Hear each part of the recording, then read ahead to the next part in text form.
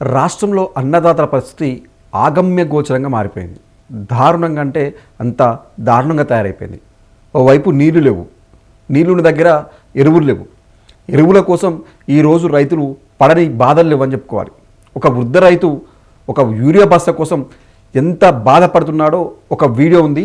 ఆ వీడియో చూస్తే రైతుల కష్టాలకు అదొక ప్రత్యక్ష సాక్ష్యం. అంటే యూరియా యాప్ తీసుకొచ్చిన ఈ ప్రభుత్వం, ఈ యూరియా వల్ల రైతులు పడుతున్న బాధలేంటో ఈ ఒక్క వీడియోతో మీకు స్పష్టంగా తెలిసిపోతుంది.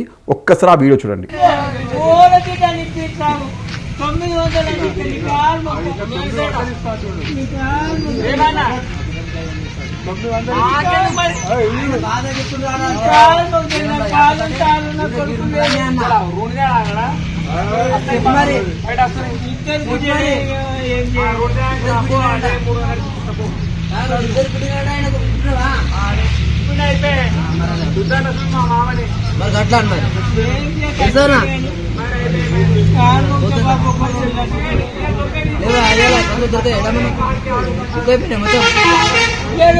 చూశారు కదా ఆ రైతు బాధ.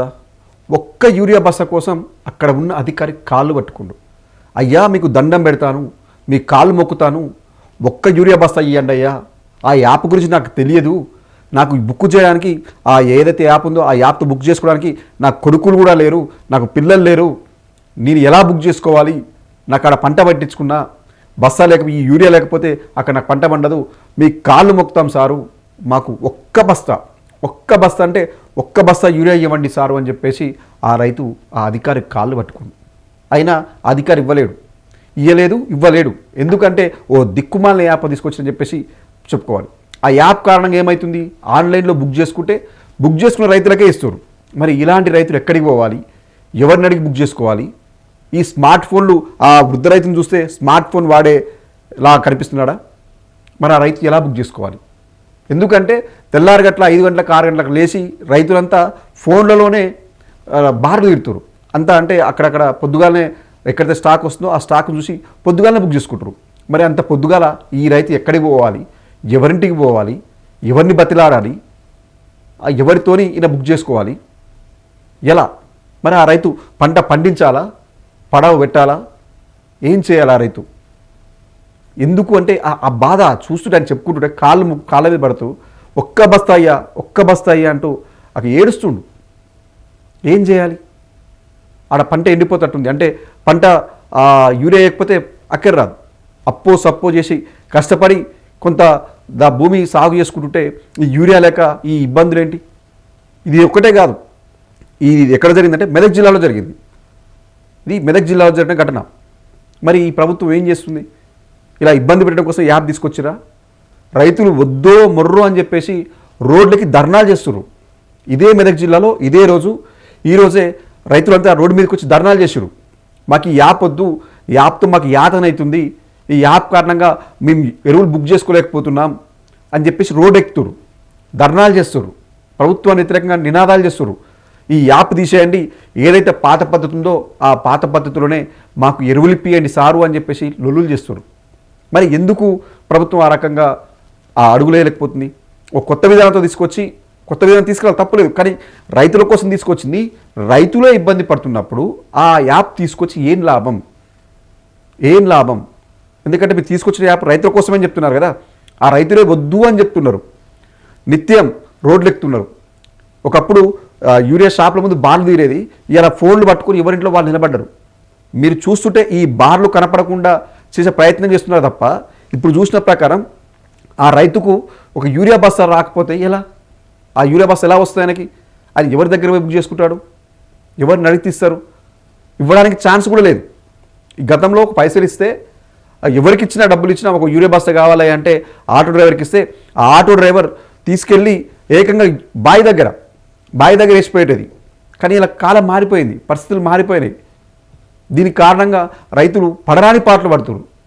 వాళ్ళకి ఎందుకంటే ఒక వ్యవసాయం అనగానే చెప్పినంత ఈజీగా ఉండట్లేదు. ప్రభుత్వం ఏది మా రైతు ప్రభుత్వం, మేము రైతులకు అన్ని విధాలా చేస్తున్నాం అని చెప్తున్నప్పటికీ కూడా అది అక్కడ కనిపించట్లేదు. ఒకవైపు నీళ్లు లేవు, నీళ్ళు ఇవ్వట్లేరు, ప్రాజెక్టులో నీళ్లున్నా కానీ ఇవ్వట్లేరు, నిండినా కూడా ఇవ్వమని చెప్తున్నారు. ఓవైపు సరే అక్కడ కొన్ని గ్రౌండ్ లెవెల్ నుండి బోర్లు వేసుకుని రైతులు అక్కడ దానికి తగ్గట్టు పంటలు వేసుకుంటే ఎరువులు ఇవ్వట్లేరు. ఇలాంటి వృద్ధ రైతులు ఆ ఎరువుల కాడికి పోయే పరిస్థితి లేదు. ఎందుకంటే నిజంగా స్టాక్ ఉన్నప్పుడు ఆ ఎరువులు ఇవ్వాలి కదా. కానీ ఆ ఎరువుల కొరతని దాచిపెట్టే క్రమంలోనే ఇలా యాప్ తీసుకొచ్చని చెప్పేసి ఆరోపణలు ఉన్నాయి. స్వయంగా ఇప్పుడు చూసి అదే అనిపిస్తుంది. ఇలాంటి రైతులు ఎక్కడికి పోతారు? చదువుకునే రైతులు, వృద్ధ రైతులు, చదువుకున్న వాళ్ళు పొద్దుగా లేచి ఫోన్లు పట్టుకుని బుక్ చేసుకుంటారు, ఎవరి దాంట్లో వాళ్ళు చేసుకుంటారు. కానీ ఇంకో రైతుకు చేసేంత సమయం వాళ్ళకు ఉండదు. వీళ్ళు చేసుకున్నా వాళ్ళు చేయాలి, ఆ లోపే అయిపోద్ది, ఆ వచ్చిన స్టాక్ అయిపోద్ది. మరి ఎలా వీళ్ళకి? అరే రైతు కోసం తీసుకొచ్చినప్పుడు రైతులకు ఉపయోగపడేలా ఉండాలి తప్ప వాళ్ళ బాధ పెట్టేలా ఉండొద్దు. అదే కదా కావాల్సింది. వాళ్ళ బాధ పెడితే మనకేమొస్తుంది? మీరు చెప్పాను, మనం ముందుగా చెప్పుకున్నట్టు ఏదైతే క్యూ లైన్ అది ఉంటాయి, ఆ క్యూ లైన్ తప్పియచ్చు, మీరు కనిపించకూడా చేయొచ్చు. కానీ ఇప్పటికి కూడా రైతులు రోడ్డెక్కి ధర్నాలు లొల్లులు చేస్తున్నారు. మాకు ఈ యాప్ వద్దు, మాకు యూరియా దొరకలేదు, మాకు తెలుస్తలేదు, దీనివల్ల మాకు ఇబ్బంది అవుతుందని చెప్పేసి రోడ్డెక్కే పరిస్థితి. ఎందుకు ఈ పరిస్థితులు వస్తున్నాయని చెప్పి చూసుకోవాలి కదా ప్రభుత్వం. నిజంగా స్టాక్ సరిపడా స్టాక్ ఉన్నప్పుడు, ఎందుకంటే గతంలో మనం చూసినప్పుడు ఎప్పుడు చూసినా స్టాక్ ఉండేది. ఏ ఎరువుల షాప్కి వెళ్ళినా, పిఎస్సి సెంటర్లకు వెళ్ళినా అక్కడ స్టాక్ కనిపించేది. కావాల్సినంత రైతులకు కావాల్సినంత యూరియా దక్కేది. కానీ మరి ఇప్పుడు ఎందుకు వస్తలేదు? అదే మంది కొత్తగా భూమి అయితే పెరగదు కదా, అదే భూమి, అదే రైతులు, అంతే పంతున్నప్పుడు ఎందుకు ఎరువుల కొరత వస్తుంది? గతంలో మనం చూసుకుంటే ఒకసారి అంటే గత ప్రభుత్వంలో చేసిన మంత్రి గారే ఈ ప్రభుత్వంలో మంత్రిగా పనిచేస్తుండు. ఆయన ఒక మాట చెప్పిండు, గతంలో కేసీఆర్ ఒక ప్లాన్ ప్రకారంగా దేశంలో ఎక్కడెక్కడైతే యూరియా అవసరం లేని స్టాక్ మిగులుతుందో అక్కడికి వెళ్ళి ట్రాన్స్పోర్ట్ చేసుకొచ్చి మన రాష్ట్రంలో స్టాక్ పెట్టేది. మనకు వచ్చే కోట ఓవైపు, మన పక్క రాష్ట్రంలో అప్పుడు యూరియాలకు అవసరం మిగిలిన స్టాక్ని తీసుకొచ్చి ఇక్కడ పెట్టి స్టోరేజ్ చేసి రైతులకు కావాల్సినంత యూరియా ఇచ్చిందని చెప్పేసి ఇప్పుడు ఈ ప్రభుత్వంలో ఉన్న ఒక మంత్రి చెప్పిండు. మరి ఇప్పుడు ఎందుకు చేయట్లేదు మీరు? ఎట్లా అప్పుడు చేసిన ప్లాన్ ఇప్పుడు అమలు చేయొచ్చు కదా, కావాల్సినంత యూరియా తెప్పించచ్చు కదా. ఓవైపు ఏమో రాష్ట్ర ప్రభుత్వం యూరియా పైకి రావట్లేదు అని చెప్తారు, అటు కేంద్ర ప్రభుత్వంకి సంబంధించిన బీజేపీ ఎంపీలేమో కావాల్సినంత స్టాక్ ఉంది, వీళ్ళే బ్లాక్లో అమ్ముకుంటారు అని చెప్పేసి ఇదొక ఆరోపణ చేస్తారు. కానీ రైతులకు మాత్రం యూరియా చేరడం లేదు. దీనివల్ల ఎంత ఇబ్బంది అవుతుంది? రైతులు పడరాని పాటలు పడుతున్నారు కదా. మీ కారణంగా నిజంగా ప్రభుత్వానికి ఇవ్వాలని చిత్తశుద్ధి ఉన్నప్పుడు దాన్ని ఏ రకంగానే తీసుకురావచ్చు. ఇప్పుడు ఆయన ఒక మంత్రి చెప్పినట్టుగానే ఆ మంత్రి చెప్పిన ప్రకారమే ఎక్కడైతే స్టాక్ ఉందో ఆ స్టాక్ ఆ రాష్ట్రం నుంచి తీసుకొచ్చి మన ఇక్కడ స్టాక్ పెట్టుకొని రైతులకు కావాల్సిన యూరియా సప్లై చేస్తే ఈ యాపులు తోపులు ఏం అవసరం లేదు కదా. ఆ రకంగా పోతే రైతులు కూడా హ్యాపీగా పంట పండించుకుంటారు కదా. మీరు వరి వద్దు అన్నారు, ఓకే, నీళ్ళు లేవు, వరి వేయద్దు అన్నారు, వరికి మాత్రం యూరియా అవసరం లేదు కదా. ఏ పంటకైనా యూరియా కావాల్సిందే కదా, దానికి సంబంధించిన ఎరువులు వాడుకోవాల్సిందే కదా, ఏ పంట వేసినా కావాలి కదా. మరి ఆ పంటకు యూరియా కూడా మీరు సప్లై చేయకపోతే ఎందుకు? ఒకవైపు అది నీళ్ళు ఎత్తిపోస్తే నీళ్ళు వస్తాయి, కొన్ని రిజర్వాయర్ నింపుకోవచ్చు, ఆ ఛాన్స్ ఉన్నా కానీ నింపుకోవడం లేదు, ఏదో సాకు చెప్తారని చెప్పేసి ఉంది. ఆ నీళ్ళు ఇవ్వట్లేదు, ఇప్పుడు ఎరువులు ఇవ్వట్లేరు. ఇప్పుడు ఒక ఆరోపణ కూడా ఏంటంటే నీళ్ళు ఇస్తే ఎరువులు ఇవ్వాలి, ఎరువులు నీళ్ళు ఇస్తే వీళ్ళు పంట పండిస్తే పంట కొనాలి, ఆ పంట కొంటే బోనస్ ఇవ్వాలి. ఇవన్నీ తప్పించుకునేందుకే అసలు నీళ్ళు వేయకపోతే ఈ పంటలు పండించారు కదా అని చెప్పేసి ఒక ఆరోపణ ఉంది. కానీ రైతులు గ్రౌండ్లో ఉన్న వాటి దగ్గర ఇప్పుడు పంటలు పండిస్తున్నారు. మరి అలా కనీసం యూరియాని ఇవ్వాలి కదా. నీళ్ళు ఇవ్వ చేత కానప్పుడు కనీసం యూరియా అయితే మీ చేతిలో ఉంది కదా. ఇదేదో ఎరువుల ప్రభావం వల్ల వర్షాలు పడతలేవు కాబట్టి నీళ్ళు ఇవ్వని చెప్తుర్రు, ఓకే, ఇది ఎరువుల పని అయితే మన చేతుల పనే కదా. మరి ఎందుకు ఇవ్వట్లేరు? ఈ రైతు బాధలు చూస్తుంటే కళ్ళ కనిపించట్లేదా? అలా బాధ గోస.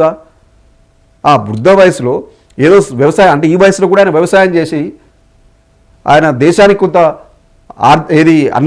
అన్నం పెట్టే కార్యక్రమం చేస్తుంటే, దేశానికి అన్నం పెట్టే విధంగా చేస్తుంటే, అలాంటి రైతులకు కూడా ఈరోజు కాళ్ళు పట్టుకునే పరిస్థితి వచ్చింది. నీళ్ళు ఇవ్వాలన్నా కాళ్ళు పట్టుకోవాలి, ఎరువులు అడిగినా కాళ్ళు పట్టుకోవాలి, రేపు పంట కొరమన్నా కాళ్ళు పట్టుకోవాలి, ఆ డబ్బులు రావాలన్నా కాళ్ళు పట్టుకోవాలి. ఆ డబ్బులు రాక కొంతమంది ఇటీవల ఒక రైతు ఆత్మహత్య చేసుకుండు, ఆ డబ్బులు రావట్లేదని చెప్పేసి. ఇంత ఇబ్బందికరంగా వ్యవసాయం ఎలా చేస్తారు రైతులు? రైతు ప్రభుత్వం చెప్పుకోవడమే కాదు, రైతుకు సరిపడా కావాల్సిన నీళ్లు ఎరువులు ఇచ్చి ఆ పండించిన పంటని కొని దానికి తగ్గ మద్దతు ధర ఇచ్చినప్పుడే ఆ రైతు బాగుపడతాడు, దేశం బాగుపడుతుంది. అంతేగాని ఈ రకంగా ఇబ్బంది పెడితే చాలా కష్టం. ఓ సామెత కూడా ఉందా, ఆ రైతు ఏడ్చిన దేశం కూడా బాగుపడదని. ఎద్దేసిన వ్యవసాయం రైతు ఏడ్చిన దేశం కూడా బాగుపడదు.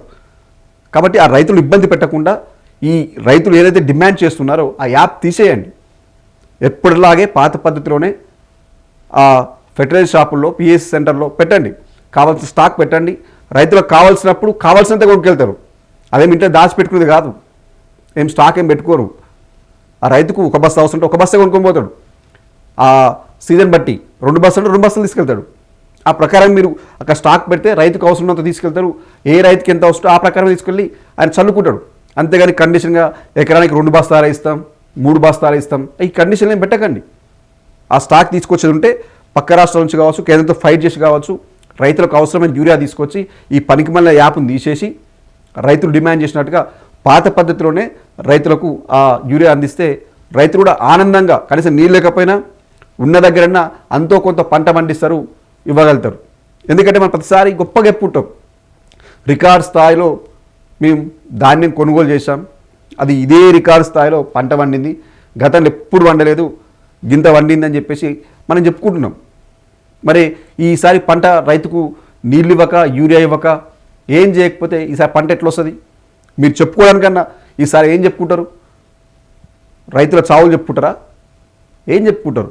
కాబట్టి ఒకసారి పునరాలోచన చేసైనా ప్రభుత్వం రైతుల డిమాండ్పై ఒకసారి ఆలోచన చేసి, ఎందుకంటే రైతులు వద్దన్న దాన్ని మనం చేయాల్సిన అవసరం లేదు. రైతుల కోసం తీసుకొచ్చినప్పుడు ఇబ్బంది పడుతున్నప్పుడు వాళ్ళ దృష్టిలో పెట్టుకొని పాత పద్ధతులను కొనసాగిస్తే అందరికీ మంచిగా ఉంటుంది.